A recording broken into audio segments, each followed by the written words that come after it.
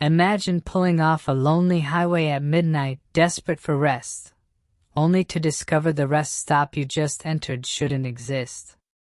The flickering lights cast twisted shadows, the air thick with something dark and unexplainable. Suddenly, the ground beneath you pulses, and a woman in a red hoodie appears, her eyes hollow, her movements unnatural. What you thought was a simple stop turns into a nightmare you can't escape. Tonight I'll take you inside the terrifying secret hiding just beyond the cracked pavement. Are you ready to face what lurks in the shadows? Before we dive into the story, don't forget to follow and support this channel for more chilling, true-to-life horror tales. Your support keeps the fear alive. I never should have taken that detour. It was supposed to be a straight shot from Denver to Portland, 12 hours max. But I got greedy. I thought if I pushed through the night, I'd make better time and save money on a motel. Besides, the roads were clear, the coffee was strong, and I had music loud enough to keep me alert. But by midnight, somewhere in rural Idaho, that caffeine confidence started to wear off. My gas light blinked on with a quiet ding, and suddenly I realized I hadn't seen another vehicle in nearly an hour. The highway signs had faded out. No towns. No exits. Just black trees and empty road. I grabbed my phone. No signal. GPS was stuttering. The screen flashed, then steadied. One new icon appeared. A rest area half a mile ahead. No name. Just a blue square that said rest area. I didn't remember seeing that on the map earlier. Still, I couldn't be picky. I turned off the highway onto a narrow, cracked asphalt road. My headlights barely cut through the thick pine trees. No billboards. No lights. Just silence and cold. Then, as if the trees had parted, it appeared. A single worn-out gas station sat in the clearing. Above it, a flickering red neon sign blinked open. A few dirty vending machines stood under a cracked awning, and off to the side, there was a small cinder-block building marked restrooms. No other cars. No noise. No motion. I hesitated. It didn't look like any modern rest stop I'd seen. No logos. No chains. Just something out of a different era. The kind of place your parents warned you about when you first started driving. But I was almost out of fuel, and curiosity beat caution. I parked beside the closest pump, rolled down my window, and waited to hear the familiar beep or the digital price screen. Nothing happened. No sound. No display. I stepped out. The air was heavy. Still. The smell of old gas and wet pavement lingered, even though it hadn't rained. As I walked toward the store, I noticed something strange. The station looked too still. Like a movie set. Like everything had been placed carefully but never touched again. The glass door creaked as I opened it. Inside, it was dimly lit. Shelves half-stocked with dusty snacks and expired drinks. An old CRT television sat in the corner playing black and white static. And behind the counter was a man. He was seated unmoving, wearing a wrinkled blue uniform with no name tag. His skin was pale, almost yellow in the low light. His eyes didn't leave the screen. I cleared my throat. "Excuse me. Are the pumps working?" He didn't look at me. Just nodded slowly. "Cash only," he muttered. I reached for my wallet. Then the TV hissed louder. For a split second, the static shifted. I swear I saw an image, something like a hallway or a door swinging open. But when I blinked, it was gone. I turned back to the man. He was staring at me now. His eyes were too wide. And then, without warning, the lights inside the store flickered. Not just once, but rhythmically, like a pulse. That's when I felt it. I wasn't supposed to be here. And this place wasn't supposed to be here either. I stood there for a second, wallet in hand, unsure whether to walk out or keep playing along with this weird late-night performance.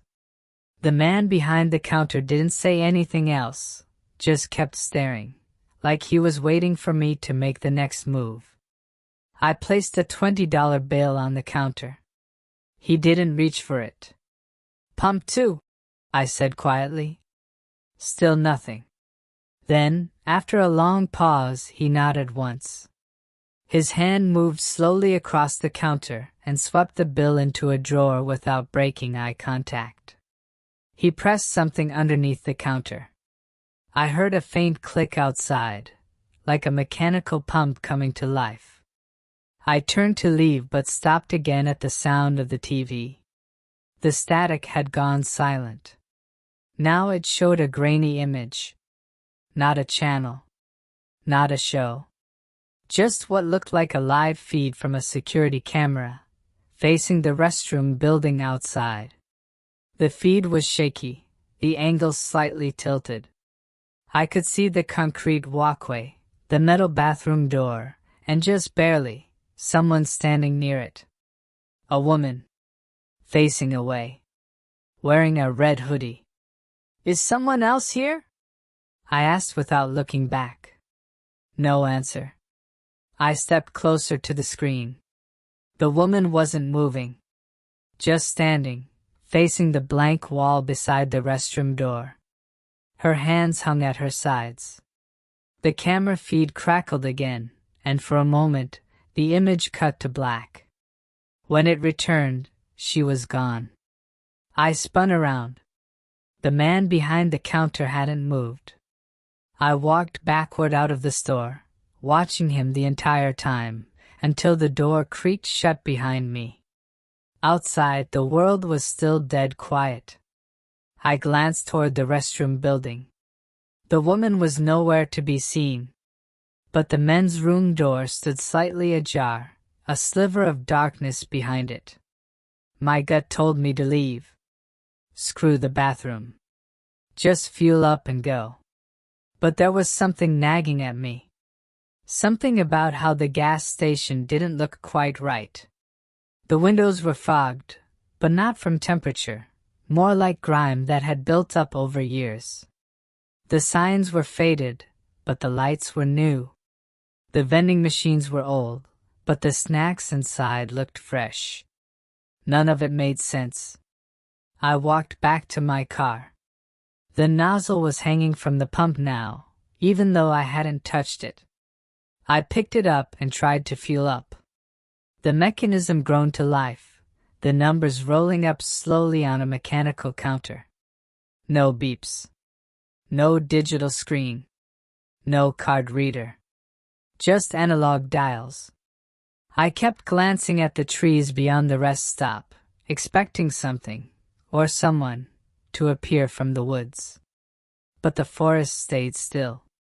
Then, from the corner of my eye, I saw movement. Across the lot, near the bathroom building. The woman in the red hoodie was there again. This time facing me. Too far away to make out her face, but close enough to see she wasn't blinking. And she wasn't standing still anymore. She was walking toward me. She moved slow, deliberate.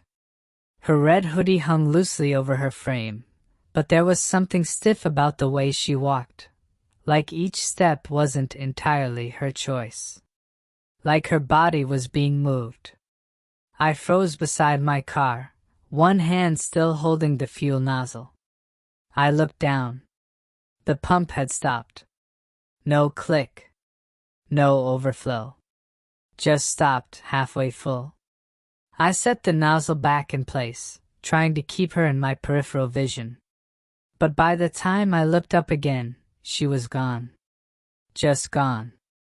No footsteps. No doors creaking. No sound at all. I backed toward the store, scanning every shadow. Nothing. Only the buzzing of the dying neon sign above and the low hum of the restroom light in the distance. I told myself to leave. Get in the car, forget the bathroom, and just go. But that door, the men's restroom, was still cracked open, like it had been waiting for me since I got there. I found myself walking toward it. I didn't decide to move. My legs just went. The closer I got, the colder the air became. Like walking into a basement fridge. The light above the door buzzed louder now, flickering with irregular bursts. The concrete felt damp under my shoes. I pushed the door the rest of the way open. Inside was a single urinal, one stall, and a cracked mirror above a stained sink. The tiles were old, yellowed at the edges. The air smelled like mildew and old bleach. I stepped in and let the door swing shut behind me. As soon as it closed, the overhead light sputtered once and dimmed, casting the room in a sickly yellow hue. I stared at myself in the mirror, but the reflection didn't look right. My face was there, but slower, like it was lagging behind my movements by half a second. I reached for the faucet. Cold water sputtered out, weak and cloudy. As I washed my hands, I heard it, whispers. Soft. In the walls. Behind the tiles. I leaned closer, trying to make it out. Words weren't clear. Just murmurs, like a conversation in another room. A woman's voice. Then a man's. Then silence again. Then the sound of something scratching, not from outside, but inside the mirror. I snapped my head up. There was a handprint. On the inside of the glass. Not mine. Smaller. Paler. Fingers long and uneven. I backed away. The stall door behind me creaked slightly open. No footsteps. No flush. Just that slow, dragging creak. I turned slowly, heart in my throat. The stall was empty. No one inside. But on the back of the door, scratched deep into the paint, were words. Dozens of them. All the same. She lives here now. She lives here now. She lives here now. Over and over. Some scratched so deep the paint had chipped away to the wood beneath. I ran. I didn't look back as I shoved the bathroom door open and burst into the lot. I expected the cold night air to hit me like relief. But something was wrong. The sky. It was darker than before. Not night dark, void dark. Cloudless. Starless. Just empty. And the gas station looked older. The walls were cracked deeper. The awning had half collapsed. One of the vending machines was tipped over. My car sat in place, but it looked like it had been there for years. Dust-covered, flat tires, windshield smeared with something dark. I stood frozen, realizing I hadn't stepped into a bathroom. I'd stepped out of somewhere else entirely. I didn't recognize the world I was standing in. The gas station looked the same, but wrong, like someone had tried to rebuild it from memory and got every detail slightly off. The air was heavier, as if it pressed down on my skin. Even my breath felt slower, like the oxygen had thickened. I walked cautiously toward my car. The dust covering the windshield wasn't just dirt, it was ash. Fine, gray, and clinging to everything. I wiped it off with my sleeve, revealing my own reflection in the glass. But my reflection wasn't moving. I stood still, but the face in the window blinked. Once. Slowly.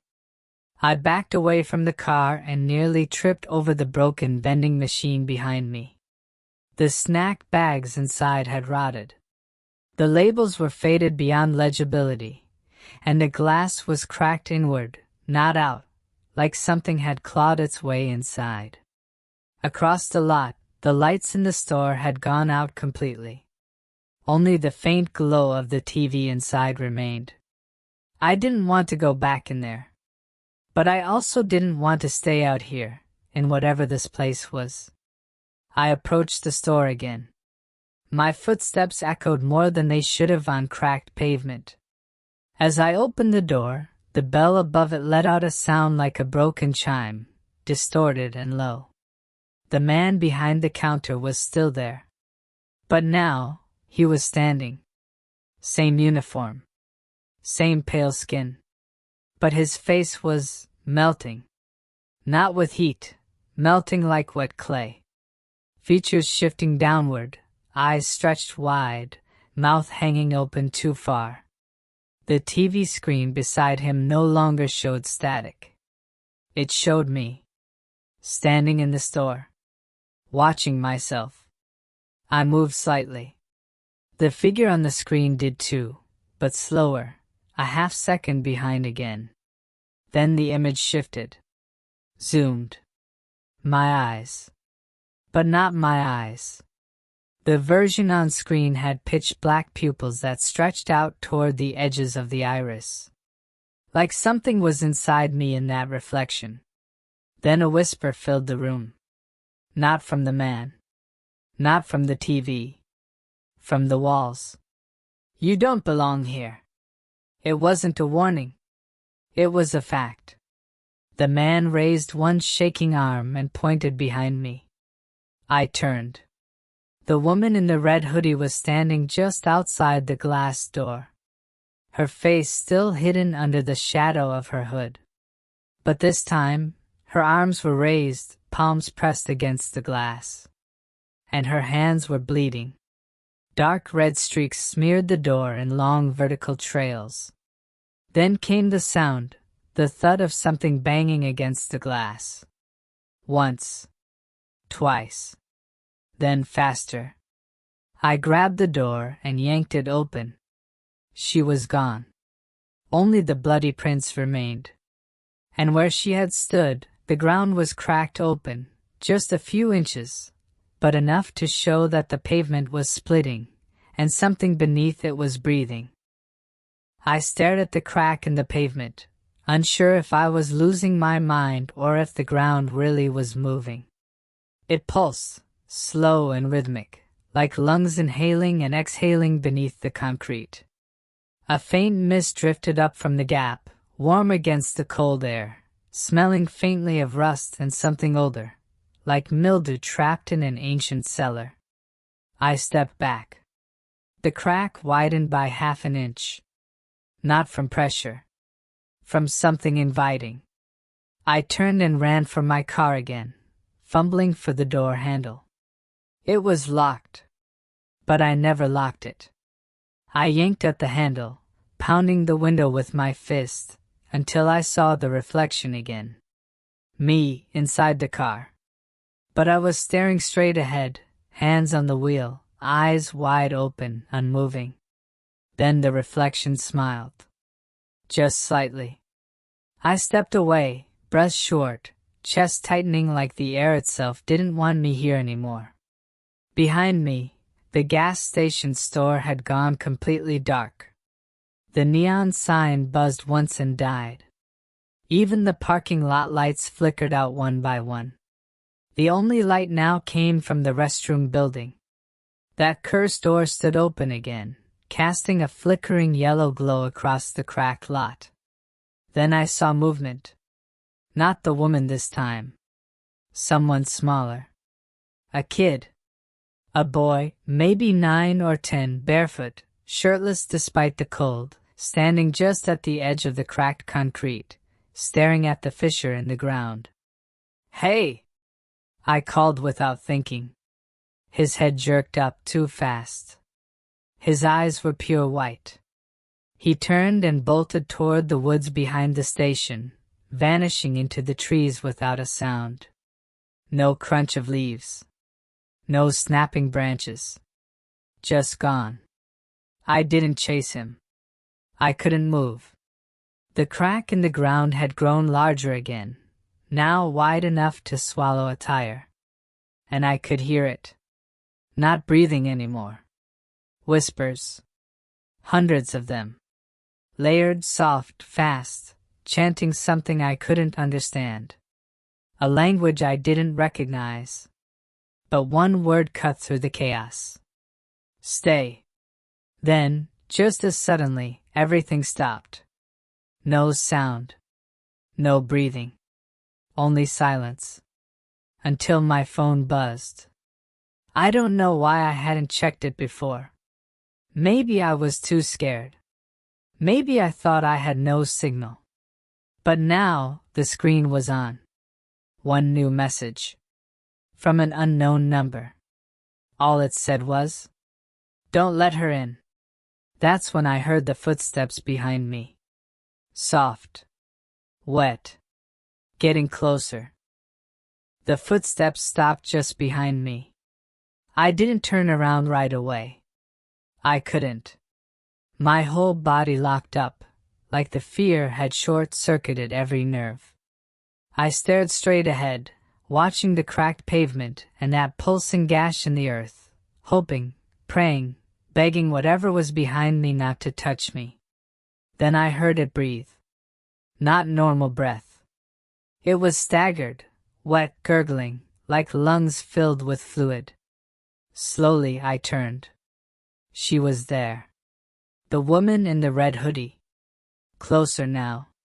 Her face still buried beneath that hood, strands of matted hair sticking out around the edges. Her head was tilted slightly to the side, as if she was studying me. But something about her wasn't right. Her arms hung too low, and her fingers were longer than before, almost dragging against the pavement. Her hoodie was soaked at the bottom, darkened with moisture that dripped to the ground beneath her. Her bare feet were raw, bloody. She took one slow step forward, and her knees bent backward for a second, wrong, like a puppet with tangled strings. That's when I finally moved. I ran. Not toward the store, not toward the car, into the woods. Branches slapped my face. My boots sank into wet leaves. Everything smelled like mold and old rot, but I kept running. Behind me, I could hear her. She didn't sprint. She didn't even breathe heavy. Just steady footsteps, the sound of wet feet dragging across roots and leaves. Then I saw it. A second gas station. Identical. Hidden just behind the trees. Same sign. Same pump. Same cracked lights. But older. Abandoned. I stumbled into the clearing, panting, confused. How could there be two? The doors on this one were boarded up. The windows shattered. And the sign above the store was so faded, the letters had nearly disappeared. But what made my stomach drop was the car parked in front. It was mine. Same license plate. Same cracked windshield from when I hit a deer 3 years ago. But the car was rusted. Tires rotted flat. Moss had grown up the sides, and the hood was covered in dead leaves. I walked toward it slowly, unable to understand what I was seeing. Inside, there was something in the driver's seat. Not someone. Something. Slumped against the wheel, its head bent sideways, hair matted with dried blood. Skin paper thin and stretched too tight. Clothes just like mine. It looked like me. Dead. And that's when I realized. I hadn't run forward. I had run backward. Back to where it had already happened. Back to where I was supposed to end up. I stumbled back from the car, heart racing, mouth dry. It was me. Not just a look-alike. Not just a coincidence. It was me, dead and rotting behind the wheel of my own car. And yet, I was still standing here, very much alive. My knees gave out, and I collapsed against the cracked pavement, trying to breathe, trying to wake up, but there was no waking up from this. The forest around me pulsed with the same unnatural rhythm as the cracked ground back at the other station. The trees seemed to bend inward now, leaning closer, like they were watching. And then I heard it again. A soft click. Like a camera shutter. I turned. Someone was standing at the edge of the clearing. It wasn't the woman in the red hoodie this time. It was a man. Middle-aged. Clean-shaven. Wearing a brown windbreaker and jeans caked in dirt. He held an old Polaroid camera in both hands, staring at me. He lifted the camera and took another picture. Click. The photo slid out, and he looked at it, shaking his head like he was disappointed. Too early, he muttered to himself. You're not done yet. I scrambled to my feet. Who the hell are you? He didn't answer. Just walked slowly past me, toward the rusted-out version of my car. He peered inside and sighed. Still here. That's a problem. I backed away. What is this place? What's happening to me? He finally looked up, and his eyes were dull. Flat. Like he hadn't slept in years. You pulled off the road. That's all it took. Midnight's a thin hour. And this rest stop, this place, it's not on any map for a reason. He pointed to the body inside the car.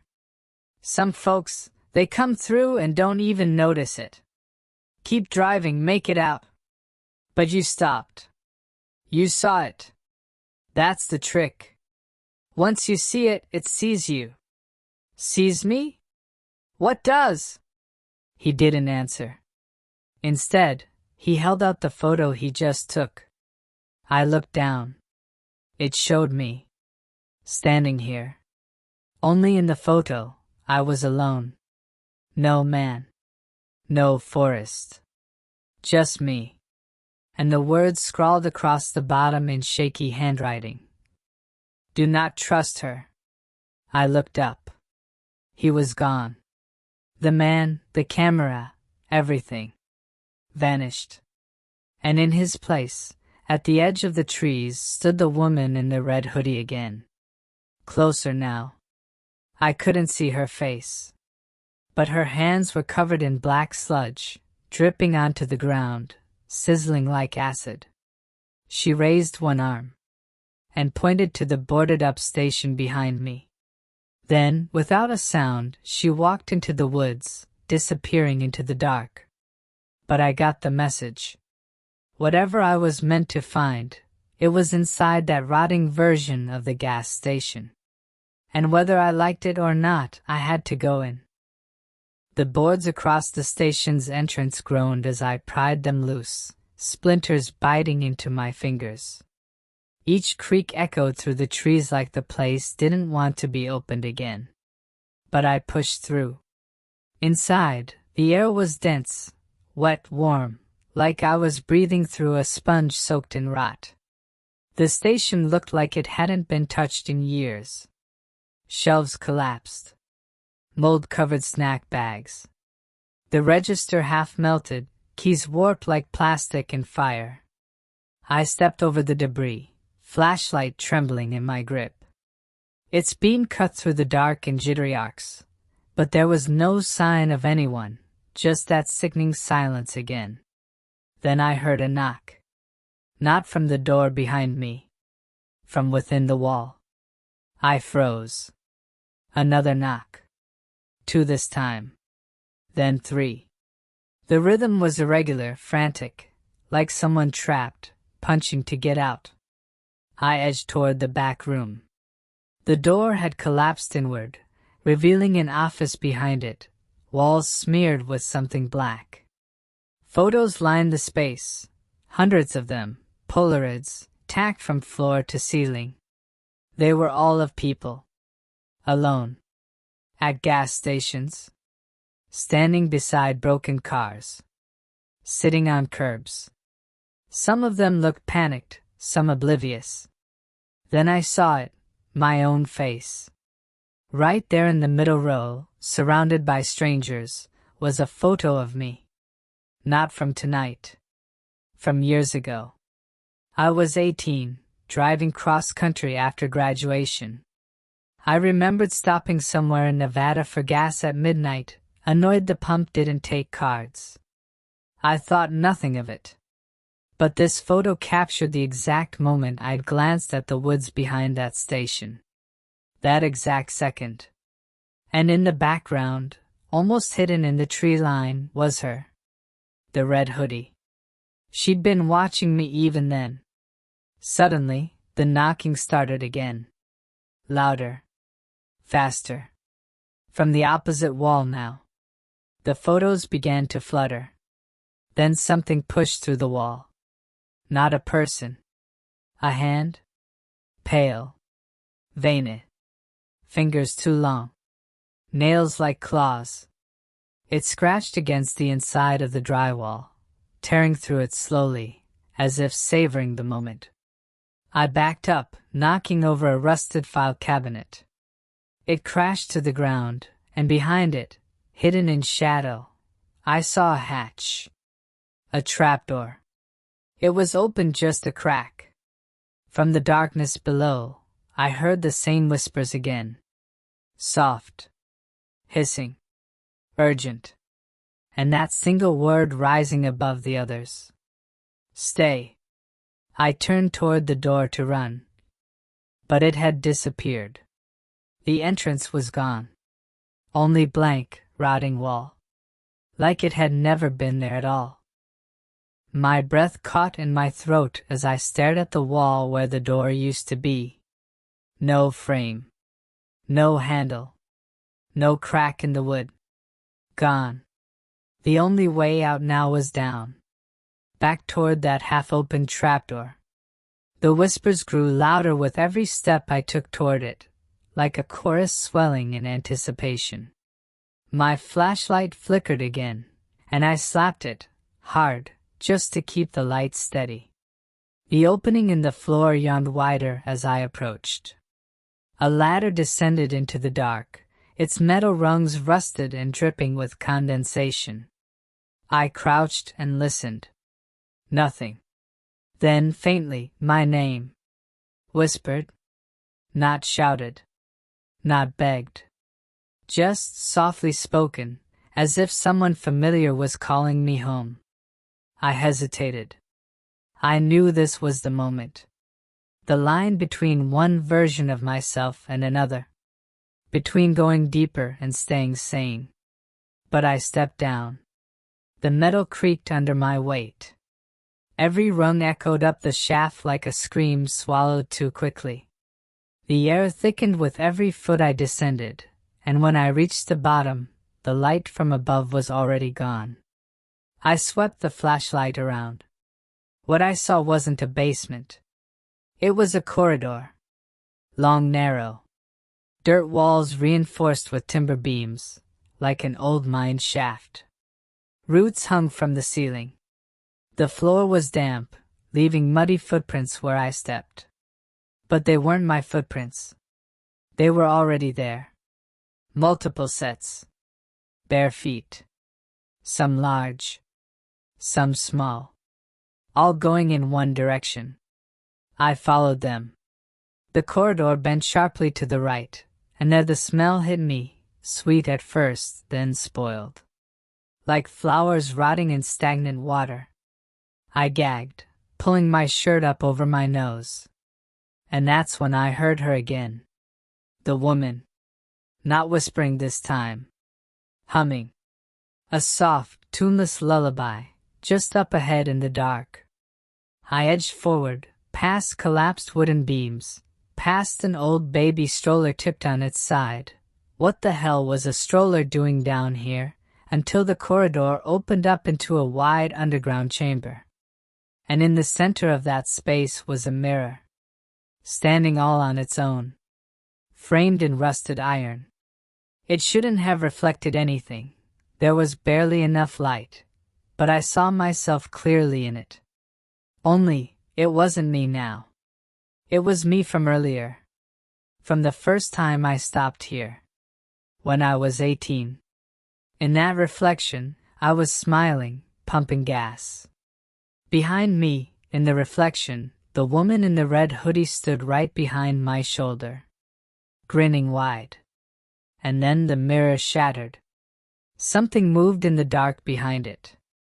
Large. Wet. Dragging its limbs across the dirt. And the humming stopped. The shattered glass fell like rain, tinkling against the dirt floor. My heart slammed against my ribs as I spun away from the mirror, but the chamber was too dark, the shadows swallowing everything. Then I heard it. A low, wet growl. Something massive stirred just beyond the edge of the flashlight beam. I froze, feeling cold breath brush against my neck. The humming was gone. In its place, a rasping whisper. Stay. I bolted. The corridor twisted and narrowed. Roots grabbed at my clothes, the floor slick with mud. My hands scrabbled against the rough timber beams as I climbed the ladder, the sound behind me growing louder, heavier. At the top, I hauled myself out of the trapdoor, gasping for air. The boarded-up door was still gone. Desperation clawed at my chest. I had to get out. I ran toward the main lot. The cracked ground was still pulsing, but the mist had thickened, curling around my ankles, cold and clammy. The woman in the red hoodie was waiting. Her head tilted, eyes glowing faintly. She lifted a hand. In it, the same Polaroid from before, the one with the message. Do not trust her. I tried to move, but my feet were stuck. Roots burst through the concrete, wrapping around my ankles like chains. Her voice was soft but firm. You belong here now. The ground cracked open again beneath me. And just before the darkness swallowed me whole, I remembered the message on my phone. Don't let her in.